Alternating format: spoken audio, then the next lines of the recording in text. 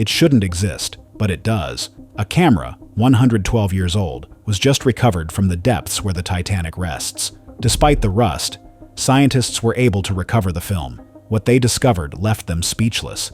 This isn't just an artifact, it's a witness, a silent recorder of the Titanic's last breath.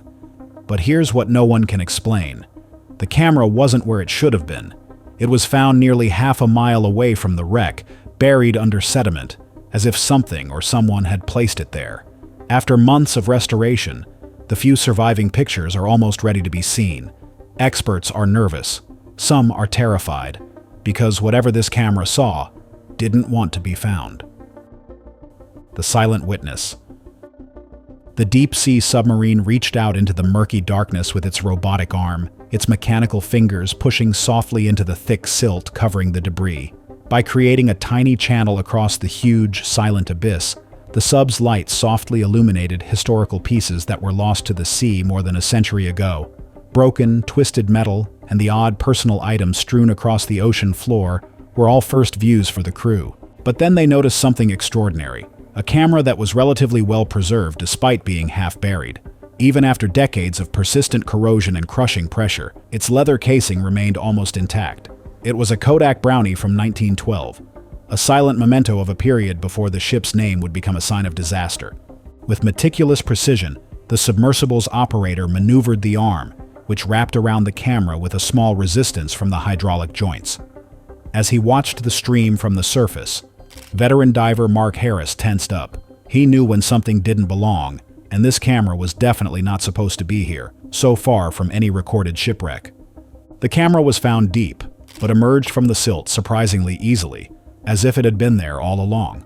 With the normal banter muted, the research vessel's crew watched the extraction in silence. The camera's appearance was unnerving. It was almost too perfect, relatively untarnished by time.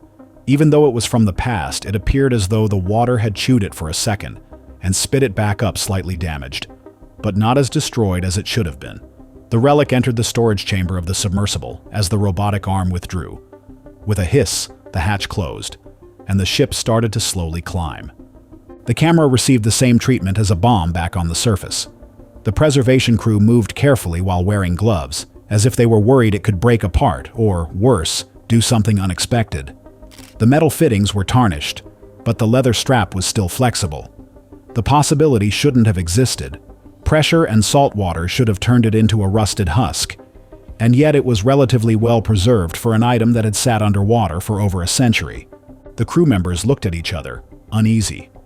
"Perhaps it's not from the Titanic," one chimed. "Maybe a vintage camera lover lost it last week." It seemed the most logical explanation, and yet something told them it was wrong. "Only one way to find out," another whispered. "We need to check the film." The crew tensed. What would the film reveal if it were undamaged and magically restored? The Titanic's last moments? The sinking's mayhem? Or just the mundane memories of a contemporary traveler who had accidentally knocked the camera off their ship a few days ago? In a gentle light, the lead archivist traced the edges of the camera with her fingertips. It had no etching or distinguishing characteristics that would indicate its owner. Cameras like these were uncommon, costly, and unwieldy in 1912. Someone with a purpose, a writer maybe, or a rich traveler who was determined to record the journey, would have owned it. And unless the camera had passed from hand to hand until it reached modern times, this rich traveler's point of view would now be made public, more than a century later. The group discussed what to do next. While some advocated prudence, others called for rapid progress. Because of the film's fragility, any mistake may wipe out any remaining pictures. The true hesitancy, however, was not technical. The silent question that hung over them all was whether or not they truly wanted to watch what was in that film. If the camera belonged to someone who was still alive today, they would be intruding on their life with no authorization. But if it had truly been last used in the early 1900s, then the film would reveal priceless memories. Historical documents and survivor tales had chronicled the sinking of the Titanic. But this was different. This was a possible eyewitness description of the catastrophe. Some crew members argued that the camera was too far from the shipwreck site. After all, it had been found half a mile away from the Titanic. It couldn't belong to any traveler from the 20th century, or could it? The crew would never find the answer to this question. As for the others, what they would reveal would leave them horrified. That is, if they chose to develop the film. The captain called for a vote. 6 people were in favor, 6 disagreed. The captain's own vote would change the fate of that camera. He decided to sleep on it. The choice was made the next morning. They would develop the film. Whatever mysteries the camera contained, they were going to be revealed. And the final frame's date, April 15, 1912, went unnoticed by the crew as they got ready for the procedure. 2:17 a.m., the precise moment when the Titanic vanished under the waters. The cursed film. The camera sat installed on an examination table, its presence taking over the room like an unwanted guest. Glow of LED lights buzzed around the research vessel's laboratory. The crew had locked it in a climate-controlled container, ensuring ideal humidity and temperature to stop any further deterioration. The film within was the real mystery. Celluloid, which, according to all scientific principles, ought to have vanished into thin air after sitting in salt water for over a century. Still, there it was, coiling inside its metal spool, its emulsion apparently unaffected by the passage of time. There was a silent strain in the room, as though the air itself had thickened with expectancy, due to the mere impossibility of its survival. When operating the camera's mechanism, the first technician to try extraction wore gloves that shook a little. Initially resisting, the latch finally gave way with a grudging click that reverberated around the quiet laboratory. The film was tightly coiled on an unbroken reel, but when the technician cautiously attempted to unwind it, the spool suddenly locked, as if something had grabbed hold of it from within.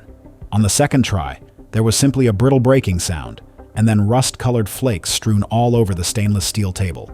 In contrast to typical corrosion, the particles stuck to one another in strange, apparently intentional patterns, creating jagged lines that looked like letters or symbols.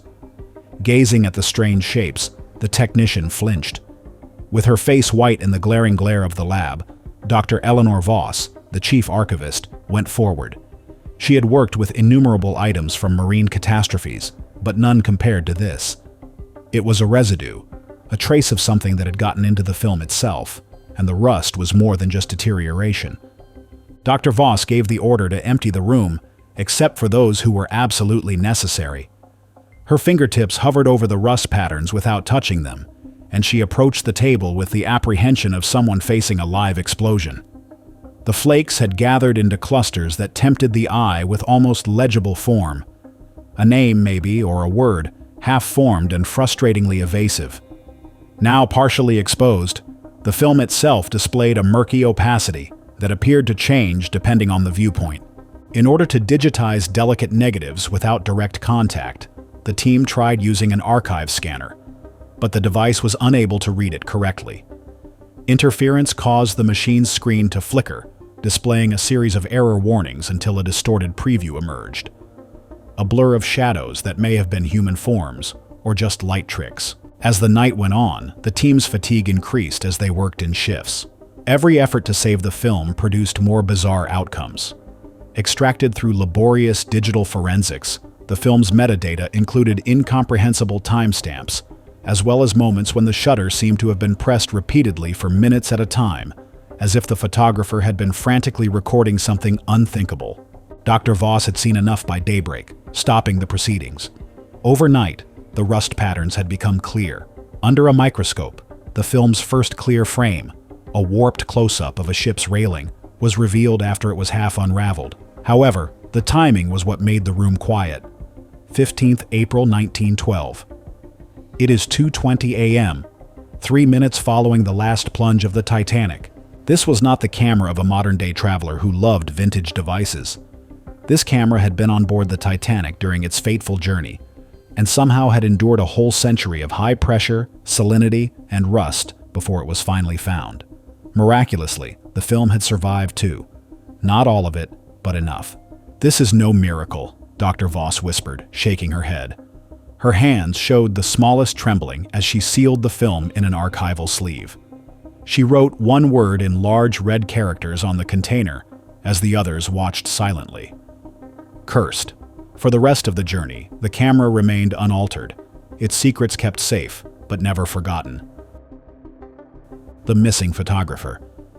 According to the ship's manifest, Daniel Whitaker, a 28-year-old London journalist who was traveling in second class, was the sole potential owner of the camera.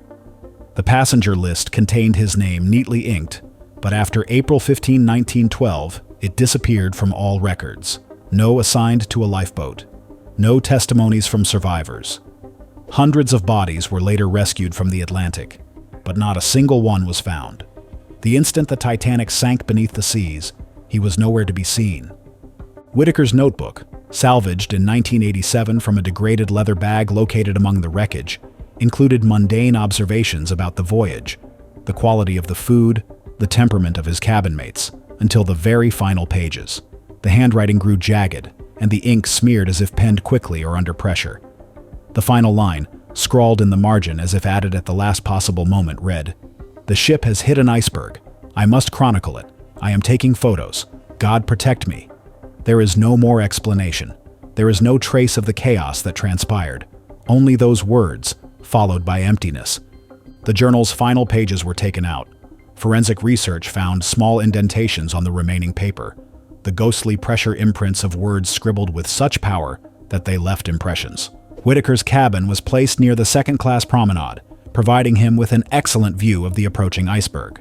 However, no survivor remembers seeing a journalist with a camera that night. Nobody recalls him aiding on the lifeboats or battling the mob. Daniel Whitaker appeared to have stepped out of history the instant he clicked the shutter on that first horrible shot. The camera's serial number matched data from Kodak's 1912 shipments, with one item sold to a D. Whitaker on Fleet Street. However, when researchers searched London's newspaper archives, they discovered no record of any journalist with that name operating in 1912. No bylines, no job records. Only a single disintegrating press pass was discovered nestled within the diary, its portrait fading to a fog of gray where Whitaker's face should have been. The lab workers noticed it first, a slight irregularity in the camera's viewfinder. At certain angles and under particular lighting, the glass appeared to carry an afterimage of a human, standing just outside the frame. The distortion was always in the same spot, as if whatever had imprinted itself on the viewfinder had been standing there, observing, for a long time.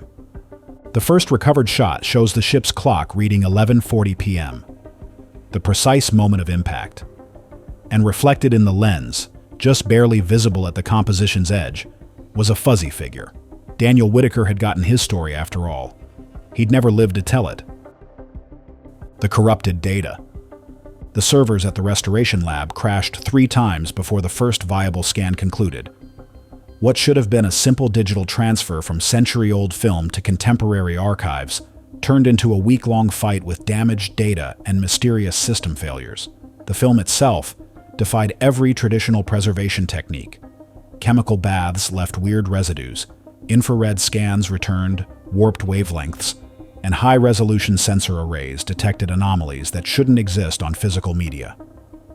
Cho, the senior archivist, scrupulously chronicled each failure. The film's base layer revealed no substantial degradation, but the emulsion responded unexpectedly to typical development solutions. Under the microscope, the silver halide crystals created remarkable geometric patterns, concentric circles radiating from each sprocket hole, rather than the random degeneration predicted from saltwater exposure. The digital team met a variety of issues. File transfers would finish smoothly. However, the photos would appear rotated 180 degrees in the final output. Metadata tags displayed inaccurate dates, including timestamps from future calendar years. Most concerning were the file sizes. Each scan took up exactly 47.47 megabytes of storage space, regardless of content or quality.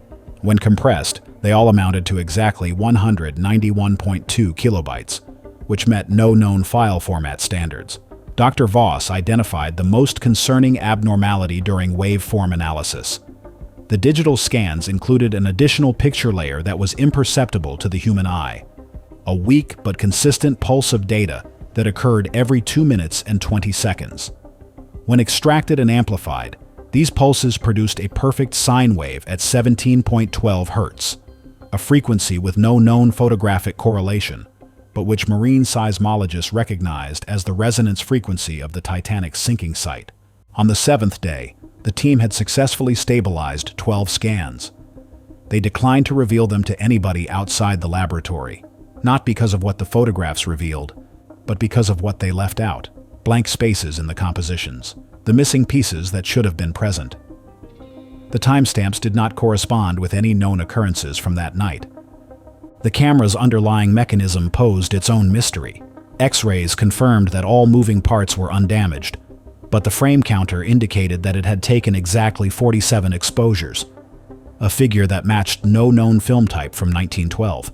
More troubling was the shutter speed, which was stuck at 1/47th of a second. Kodak had never produced shutters with that calibration. This camera was a mystery all around. Unexpected, inexplicable, horrifying, but real. The horrifying truth. The world held its breath as the first photos appeared on the press conference screens.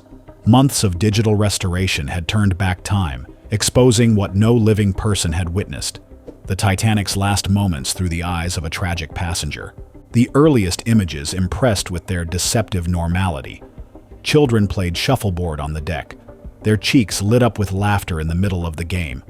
A young girl's hair flowed sideways, caught in a breeze that no longer existed. Nearby, a woman held a basket of Irish lace, her body bending slightly as the deck began its first invisible tilt. The lace flew over the basket's edge, making an ordinary moment spectacular, because both the woman and the lace would vanish beneath the Atlantic in minutes. Then came the clock. A close-up of the ship's beautiful clock, with its hands permanently stuck at 2:17. The image's sharpness was unusual. Every scratch on the brass face was clear, as if the camera had somehow focused through the pandemonium to capture time's final breath. The great staircase photographs drained the room's oxygen. Crystal chandeliers suspended at angles that physics should not allow, with prisms capturing light from an unknown source. One shot depicted the A-deck landing, with water already lapping at the lowest stairs. The reflection in the glossy mahogany paneling revealed humans clinging to the railing above, their forms warped by the rising flood, something the camera had not recorded directly. The sight of lifeboats was particularly frightening. Boat number 14 swung at a drunken angle, its ropes partially cut. Faces peered skyward, not in terror, but in something worse: dawning realization. One woman's lips formed a beautiful O, with her gloved fingers pressed on her cheeks. A crewman's arm stretched toward the camera, whether in warning or supplication no one could tell. Then the camera, now known to be in the hands of journalist Daniel Whitaker, lurched into a nightmare. The first frames depicted passageways that were bizarre due to their high elevation. A door swung on its hinges, revealing a cabin with water-covered portholes. Then the view exploded onto the deck. Chaos devolved into individual tragedies: a guy attempting to grab a lifebelt from a locked cabinet, two mothers straining to keep children above the rising tide. The camera swung to face the water with startling speed. A dark wall of water rushed across the deck, devouring everything in its path. Before the lens impacted the water, a hand stretched down. Whether to aid or to imitate help, no one knew. Next came bubbles and darkness. Then, unbelievably, one more image: the Titanic's surface as viewed from below, where the mast should have been. Only the empty ocean looked back. The press conference concluded quietly. Nobody had any queries. Everyone remained still. The last timestamp was burned in everyone's minds. April 15, 1912, 2:20:47. 3 minutes after the stern vanished. Nobody should have survived long enough to record those 3 minutes. Experts would later point to the terrifying precision of Whitaker's record. Every photograph highlighted an important fact about the disaster: complacency, failing protections, and the terrible mechanics of sinking. The time of the final film matched exactly how long it took air trapped in the stern to keep the wreck floating following submersion. But at that initial, startled instant, just one thing mattered. They had just seen a man's death, the actual footage of someone's passing. And somehow, 112 years later, that death was still occurring. The aftermath. The revelation of the clip sent shockwaves across the world. Historians were startled as the clean photographs contradicted long-held ideas about the sinking, including the angle of disintegration, the speed of flooding, and the precise moment of the last plummet. Marine engineers examined the actual footage, bit by frame, the terrible truth caught in those 47 seconds rendering their computer models worthless. Netizens struggled to believe that the discovery was real. People fought the claim with logic. How could a frail camera from 1912 survive for more than a century underwater? How had the water pressure not destroyed the plastic case, eroded the leather, devoured the film? Nobody had the right answers. Not even the scientists who had recovered the camera and developed the film. They still felt like they were living a dream, or maybe a nightmare. Had they really discovered such a priceless item by sheer chance? How would they go on with their lives now that they had looked death and desperation in the face? But they weren't the only ones deeply touched by the discovery. Survivors' relatives grieved during news briefings. Descendants of the people who appeared in those frames came forward to identify the passengers. They were not just names, they were mothers, fathers, children, friends. And they were gone forever, but never forgotten. The photos of children playing seconds before the accident, or the Irish lace trader adjusting her wares as the deck tipped, these banal moments humanized the tragedy in ways that no wreckage could. The footage's first-person perspective spurred global debates over ethical archaeology, with one journalist writing, "We aren't studying history anymore. We're invading someone's dying moments." Museums hurried to update their exhibitions.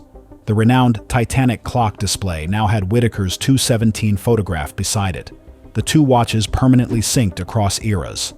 Oceanographers reported a 47% rise in diving permit applications to the crash site, while psychologists discovered a new phenomenon known as Titanic syndrome, the inability to interpret past tragedies as abstract occurrences after watching Whitaker's emotional video.